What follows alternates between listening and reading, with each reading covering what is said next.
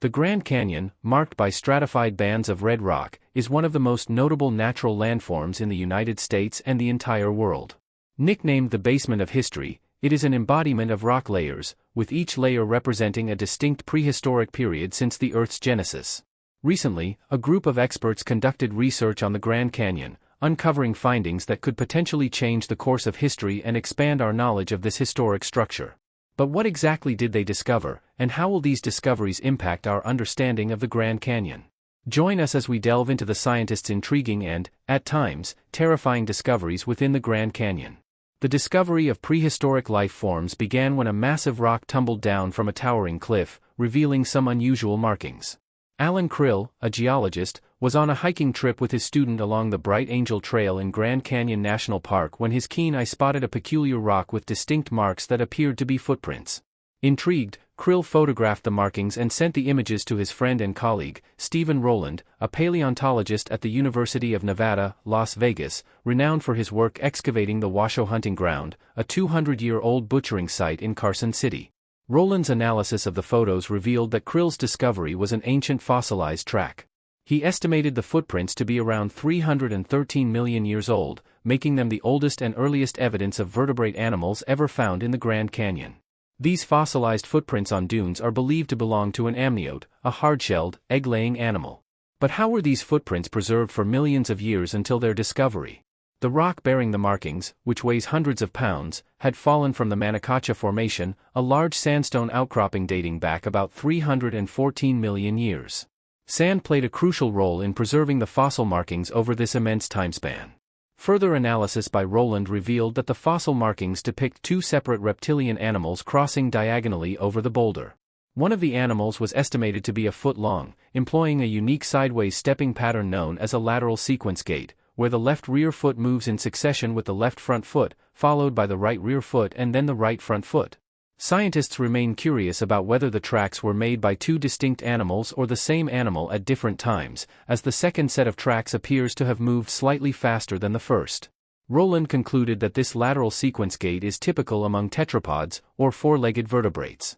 Whichever interpretation is correct, these markings provide evidence of crawling vertebrates in the area earlier than previously thought, predating other evidence by at least 8 million years. Despite Rowland's groundbreaking discoveries, his findings sparked controversy. Mark Nebel, a paleontology program manager at the Grand Canyon, noted significant disagreement within the scientific community regarding the interpretation of tracks and the methods used to determine the age of rocks. This made Rowland's analysis particularly contentious, as it remains impossible to definitively identify the creature responsible for the tracks. However, Nebel praised Krill for his keen observation, noting that the rock bearing the footprints had been overlooked by countless passers-by before its discovery. Many people are unaware that the Grand Canyon's cliffs are riddled with caves, some of which are narrow enough to require crawling to enter, while others are spacious enough to move about freely. These caves, filled with various remains of plants and animals, offer remarkable insights into the region's Ice Age past. Arizona's dry climate has contributed to the exceptional preservation of bones, allowing researchers to uncover events that took place over 40,000 years ago. One such site, the Rampart Cave, was discovered in 1936 at the far western end of the canyon, 534 meters above sea level. Inside, scientists found dung piles resembling bowling balls scattered across the floor. Astonishingly, these droppings, though seemingly recent, were traced back to a 9-foot-long, 500-pound sloth that had been extinct for over 10,000 years. Radiocarbon dating revealed that these dung piles had been deposited in the cave over a period ranging from 11,000 to 40,000 years ago. The analysis of the sloth dung provided insights into the creature's diet, which included regional plants such as globe mallow, Mormon tea, saltbush, catclaw, cacti, reeds, and yucca. These findings not only shed light on the diet of Ice Age creatures but also revealed the types of plants that once thrived in the region. Similarly, neat piles of wood rat dung served as tangible records of animals and plant remains that had remained undisturbed in the Grand Canyon for thousands of years. Among the fossils discovered in the cave were the skulls of Harrington's mountain goats, a species first described by paleontologist Chester Stock in the 1930s. These animals, believed to have existed for at least 19,000 years, vanished alongside the Shasta ground sloth, a giant, hairy, prehistoric mammal. Stock recorded that Harrington's mountain goats were a smaller, short-haired version of modern mountain goats.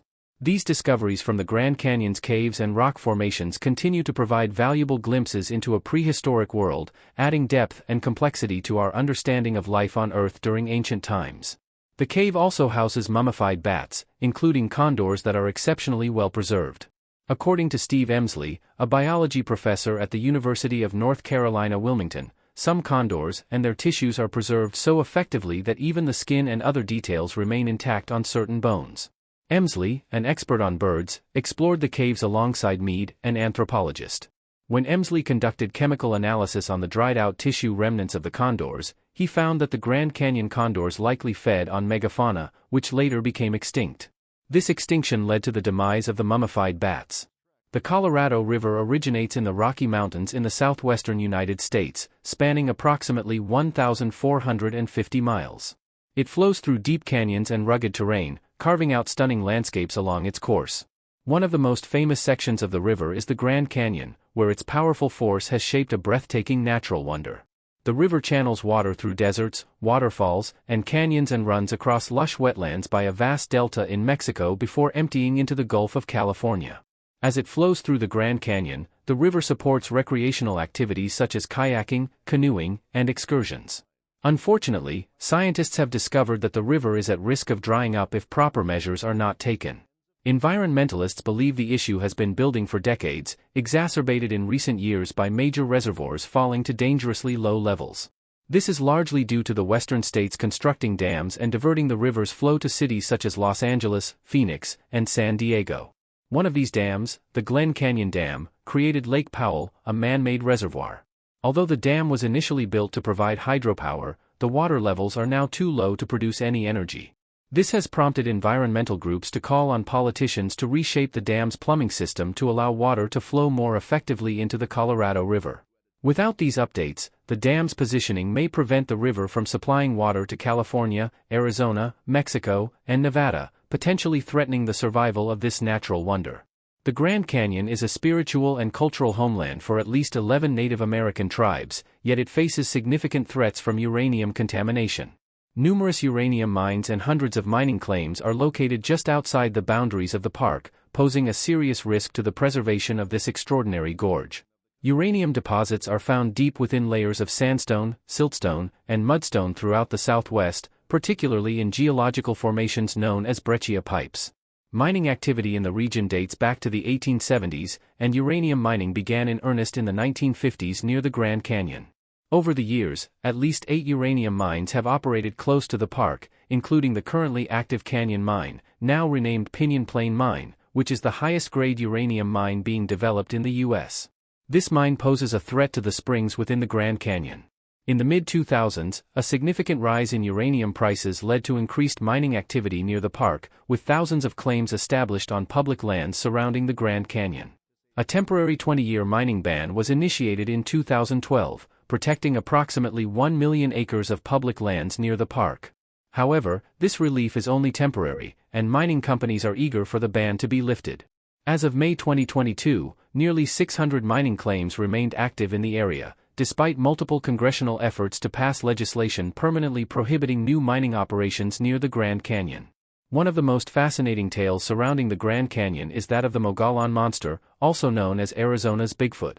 These mysterious creatures are said to inhabit the dense forest landscape of the Mogollon Rim, a 2,000-foot-high cliff stretching from northern Yavapai County to the border with New Mexico.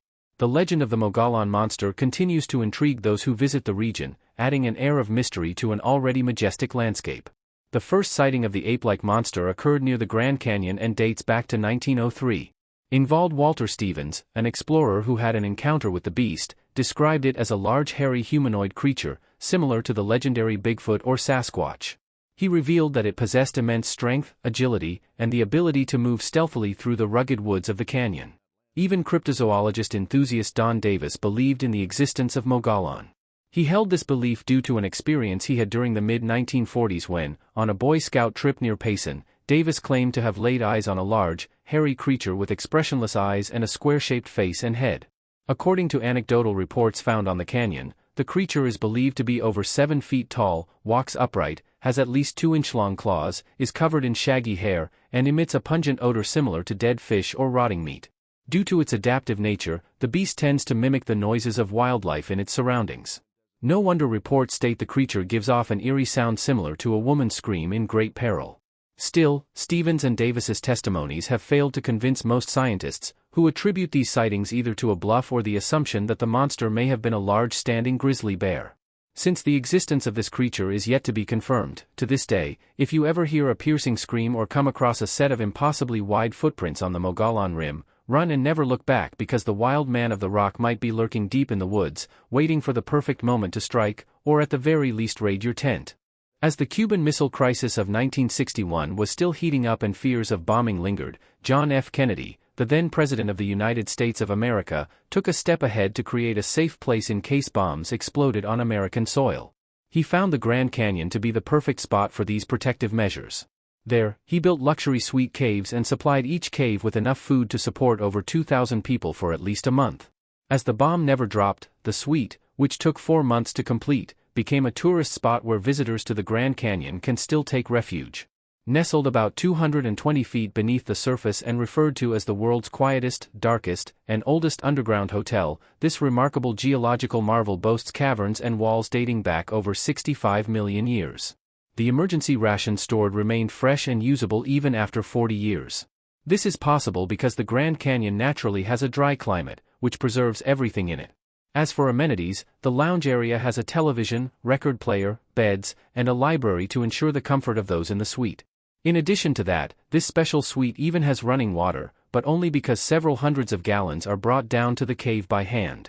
Thanks to the super-dry, zero underground humidity climate, these edibles are still usable to this day.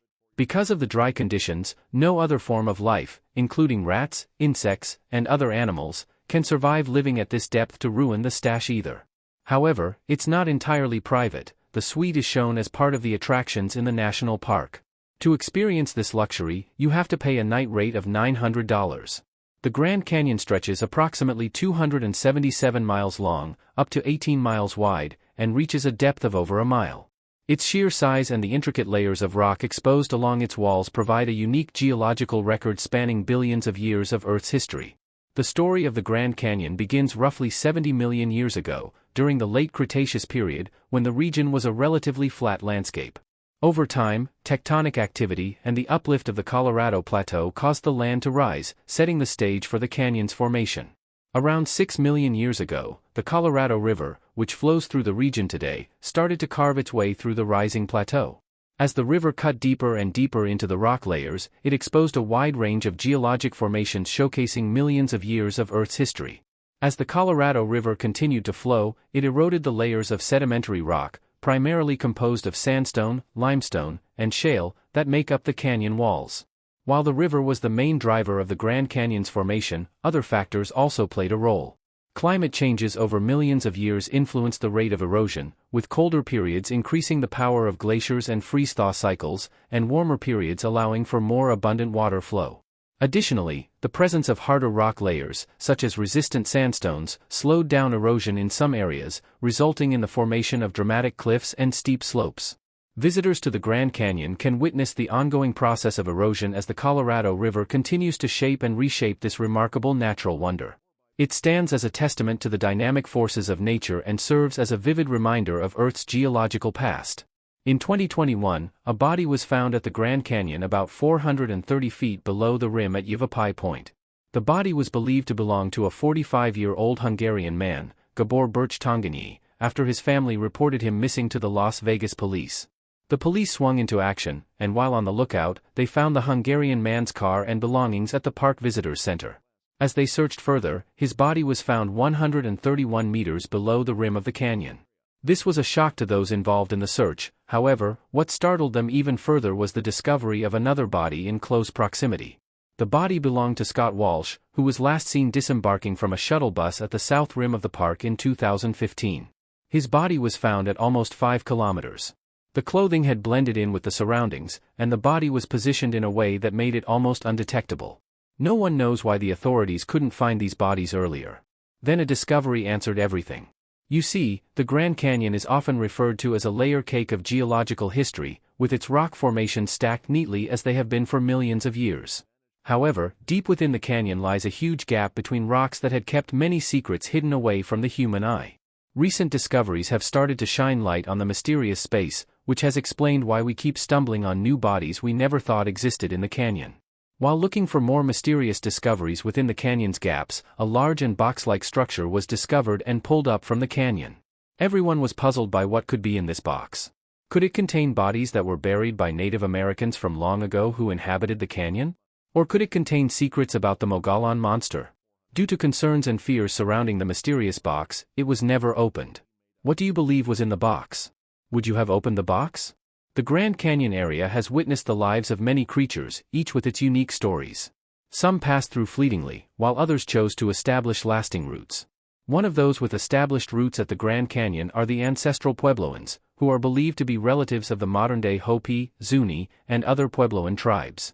Data from the tree rings of juniper trees, common among Puebloan dwellings, showed that the Tusayan settlement, located a few miles from the southern edge of the Grand Canyon, was built around 1185 AD. With constructed agricultural fields, communal buildings, established homes, and religious structures, archaeologists concluded that ancient life in this area dates back 800 years. The Tusayan ruins consist of a central plaza surrounded by storage rooms, living quarters, and kivas. The plaza faced south to attract the sun in the cooler seasons. The living quarters consisted of a single story of rock and wood with about 3 or 4 main rooms. Storage rooms held food that was dried to preserve it during harsh winter months. The ruins contain 2 kivas, which are ceremonial structures that modern Puebloans still use for religious ceremonies and festivals to this day. Kivas are circular, below the ground, and accessed by a ladder through a hole in the roof. Many Hopi, who are Native American ethnic groups, believe they entered this world through kivas. However, the presence of the Kaibab limestone, a resistant cliff-forming stone, prevented the ancient people from digging very far into the ground to build their kivas. With National Park Service permission, archaeologists from Gila Pueblo in Globe, Arizona, excavated the site in the 1930s. To show their commitment, the group promised to build a museum nearby to interpret the site and agreed that half of any artifacts they uncovered would remain at the Grand Canyon. The museum they built, initially called the Wayside Museum of Archaeology, is now the popular Tusayan Museum. It is a small, square, 2-room building made mostly of stone with some wooden beams. It looks like it could have blended in seamlessly with the Puebloan settlement 800 years ago. Since its launch in 1932, exhibits have covered both the archaeological and modern history of 5 major tribes within the Grand Canyon: the Havasupai, Hopi, Hualapai, Navajo, and Paiute, highlighting their enduring and strong historical connections with the area. One of the most significant exhibits is a display of split twig figurines dating back 2,000 to 4,000 years.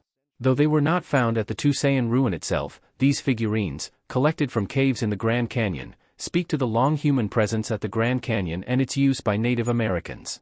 The Havasupai people, also known as the Havasu Baja, primarily reside in Supai, a tributary canyon within the Grand Canyon. It is one of the smallest American Indian nations in the United States and the only place where mail is sent and delivered by mule. However, their presence extended across a wider region, reaching as far south as Bill Williams Mountain and east to the Little Colorado River. Their actual living location varied up and down the vertical layers of the Grand Canyon depending on the season. During the fall and winter, they inhabited the Colorado Plateau located at the canyon's rim, engaging in hunting and gathering activities for sustenance. In spring and summer, Havasupai families cultivated the Tonto platform, including Indian garden and other fertile areas, growing crops like corn, beans, squash, melons, and pumpkins. Sometimes families would go up to the plateau to visit their friends and hunt. They often carried out periodic inspections of their farms to prevent drought. The people constructed shelters alongside the fields to protect their crops from insects and pests. The tribe's architecture and sleeping patterns are unique. Their shelters are round-roofed, made with thatch, willow, and straight brush.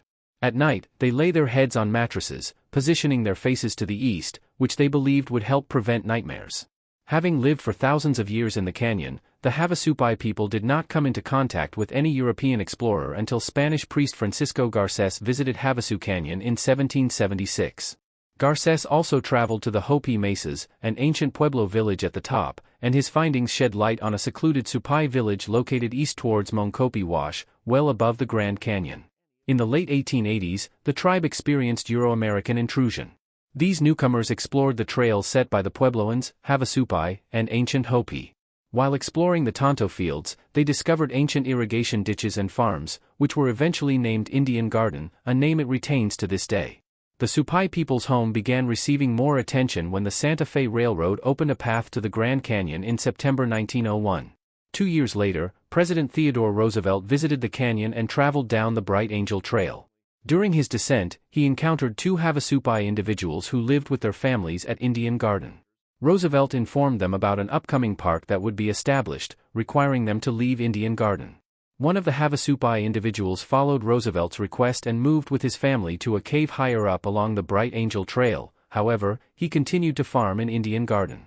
The other Havasupai man chose to stay in Indian Garden with his wife. They remained there until they were forcefully removed by the National Park Service in 1928. Afterward, the United States government confined the Havasupai to a 518-acre reservation in Havasu Canyon, a part of their ancestral home. However, this wasn't enough, and the Havasupai demanded more of their lands. That request was granted in 1975, with President Gerald Ford returning 183,000 acres of canyon rim territory back to the tribe. Since then, the locals have adapted to new circumstances, and their means of survival are based on tourism, farming, and wage labor.